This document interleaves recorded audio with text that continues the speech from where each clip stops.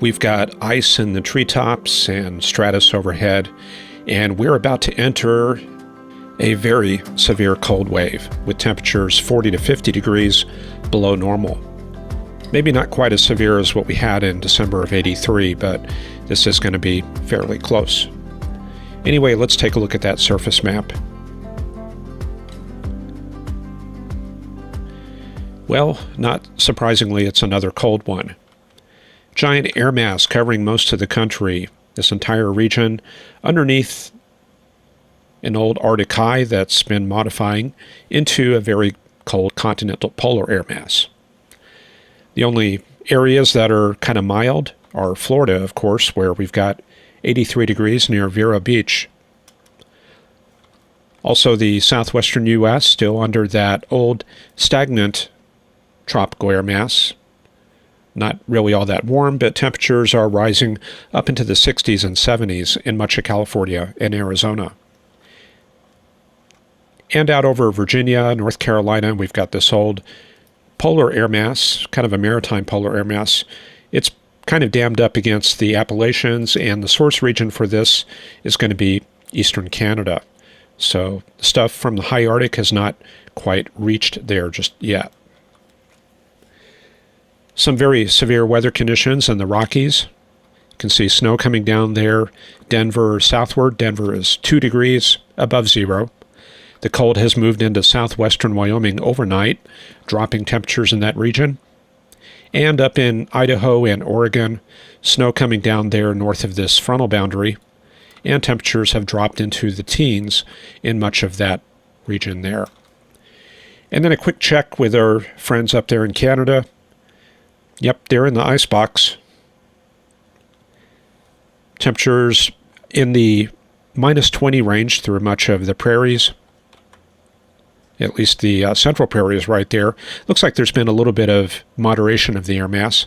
Temperatures have risen into the single digits below zero in Alberta, but the temperatures are coming down in Ontario. They have not gotten the bulk of that cold air just yet. And temperatures have also moderated up there in the high Arctic. As we pointed out yesterday, the source region for a lot of this air mass has been Quebec and just off the east coast of the U.S. And that air mass has gone up into the northern regions and slowly radiated out some of the heat, and it's fallen down into seasonal normals. Up in the Yukon, that's been a very prolific source region for Arctic air. Temperatures are down to about minus 34 there, north of Whitehorse, minus 31. A little further north of that, and minus 36 at Teslin Junction. That's where that signpost forest is. Well worth looking up there on Google. And so it looks like the bulk of the cold air has shifted south, except for those little pockets there in the valley regions. And to confirm that, we can take a look at the thickness. This plot is going to be a little bit hard to read. What we really need is a sector up there in Canada, and I don't know of any websites that really have that.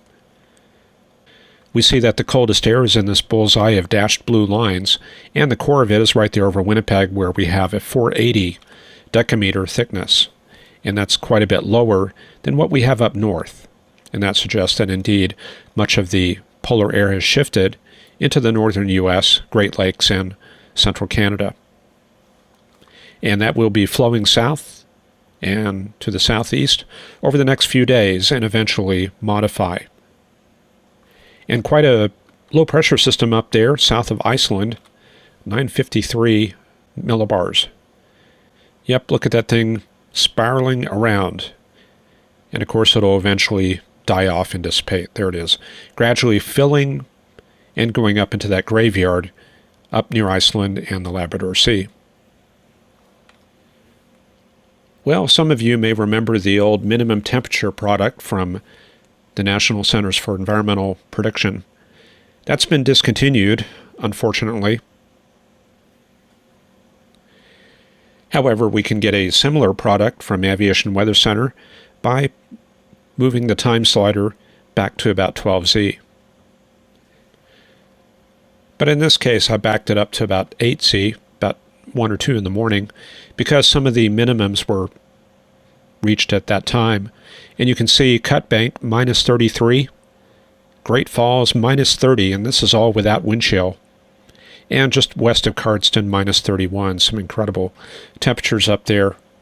And you can see widespread minus 20s in North Dakota, eastern Montana, and way up there into Saskatchewan. And then a look down into the Central Plains. A lot of these minimums were reached around 11Z, and we can see minus 7 at Omaha, minus 6 at Des Moines, 4 at Kansas City, and pick out one more, minus 9 at Minneapolis. Now, those are not going to be the daily minimums, but that will get us on the ballpark and kind of give us an idea how severe this cold is.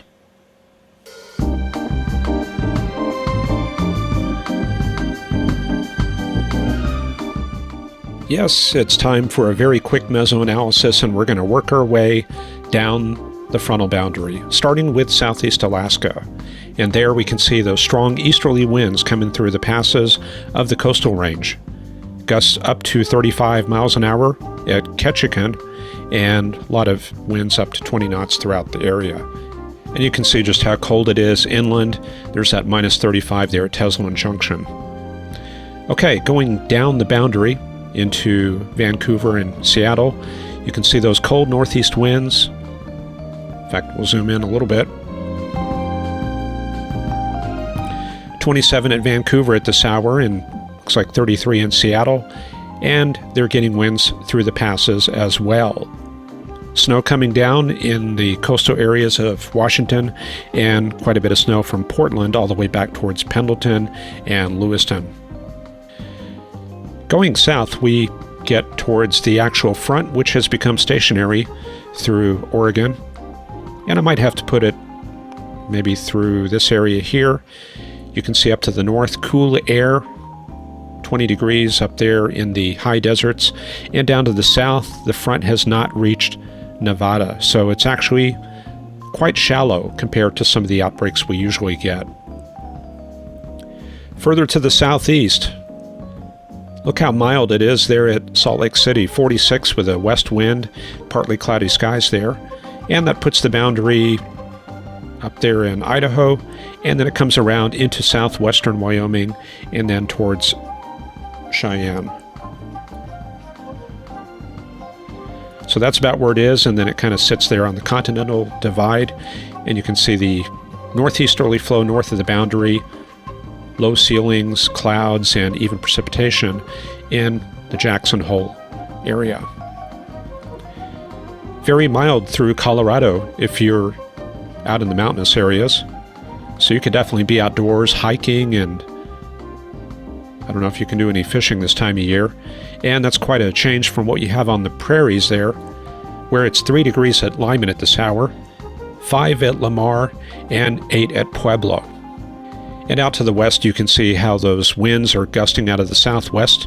That gives some indication of the strong jet stream winds that are flowing over the region. Further to the south, quite a change between Albuquerque and Tucumcari, 54 down to 18. Similar at El Paso, 66 there. Yep, that's picnic weather. And then you get out towards Wink, 24 and 21 at Midland. So that front, pretty much located right through there. So this is how we get up close and intimate with the data. Now, as we go south, we get into that data hole in Mexico. However, we see that it's 70 degrees there at Chihuahua, but very cool out by Monclova and Monterey. So that's going to put the front through this area here. Looks like not quite to Presidio or Marfa. So it's sitting pretty much right on the western edge of the mountain range. And then, of course, very cold in Texas.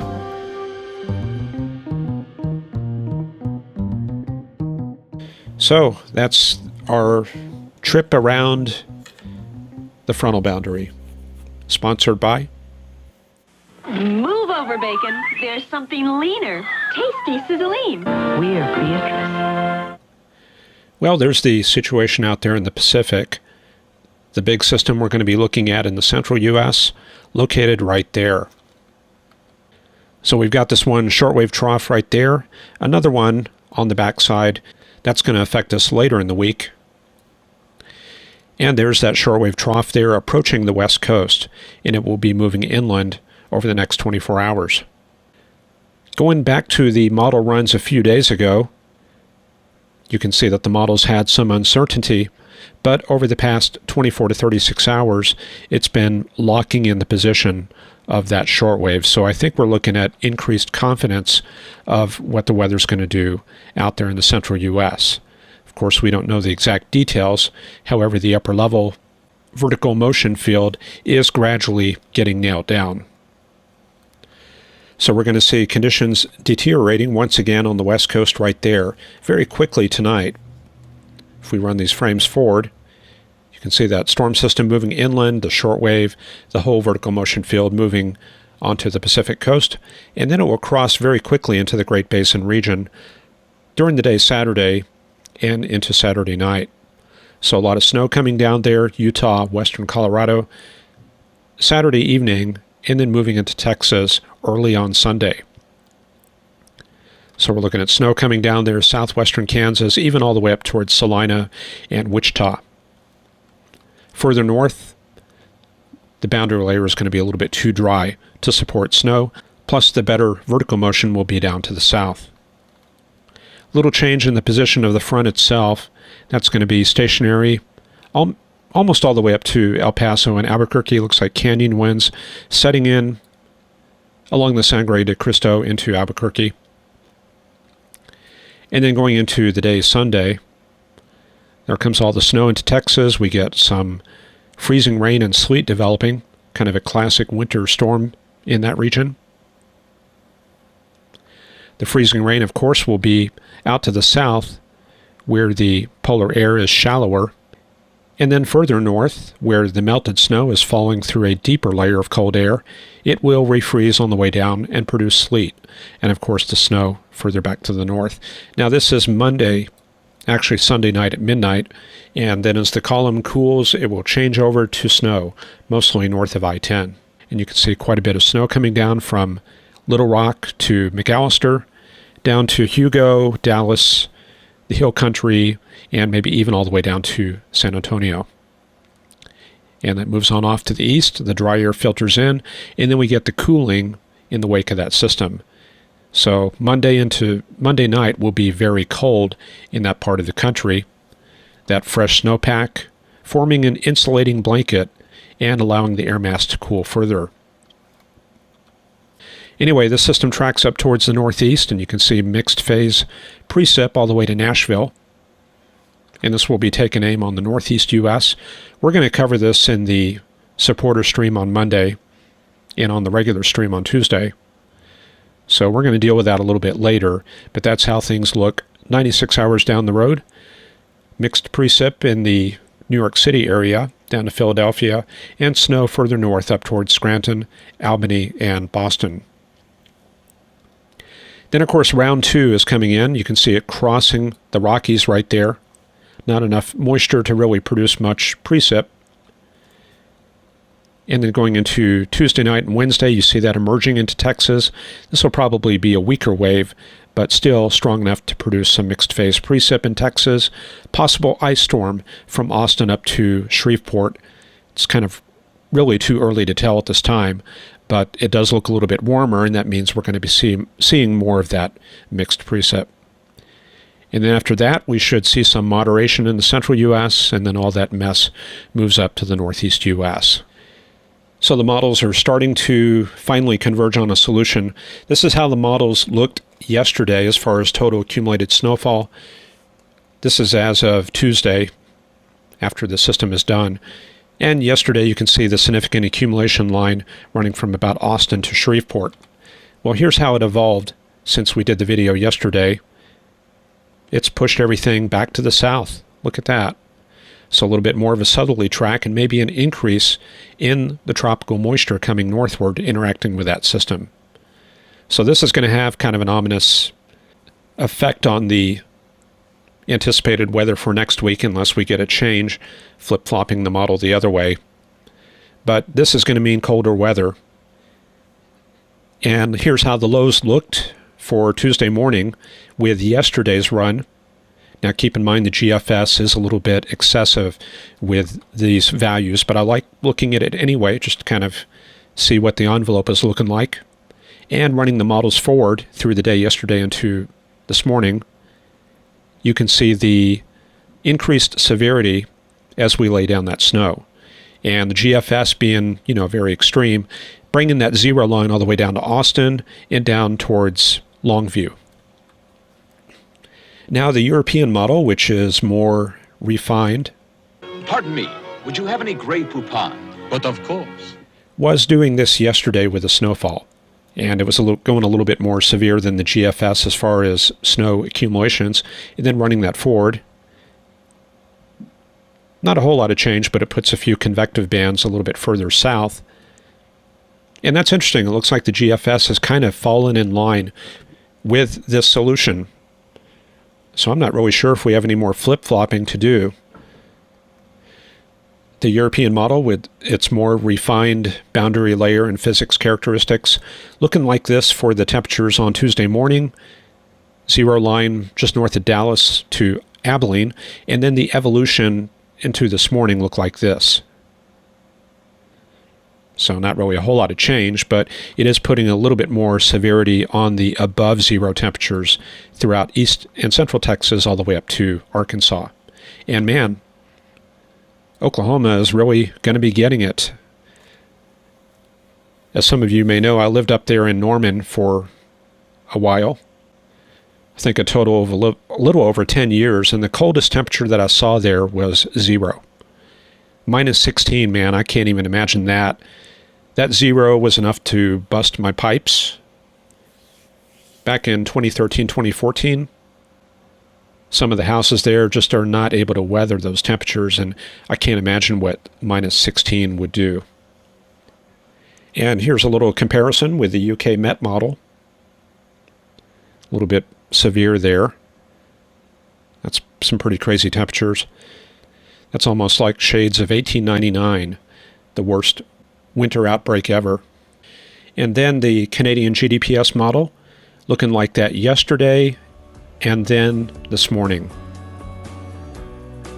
Also quite some cold weather, but keep in mind that the likelihood we reach these crazy temperatures is really not that great. So if I was forecasting, I would be inclined to be on the high side of these values that you see here. Resolving the physics between the snowpack and the boundary layer, the advection, and so on is very complicated, and these models do have a lot of trouble with some of these extreme events. And of course, all that depends on getting an accurate forecast of snowfall and snow depth. But you never know. We'll just have to see how it plays out. So that's how the proverbial cookie crumbles. I hope you enjoyed it, and I want to thank our new patrons Roger Griswold, KJ Allen, and Joel Delude. And as a supporter, those folks will get the private Monday forecast video straight to their mailbox. And as for everybody else, we will see you on Tuesday. Until then, stay warm, take care, and have a great weekend. Bye-bye.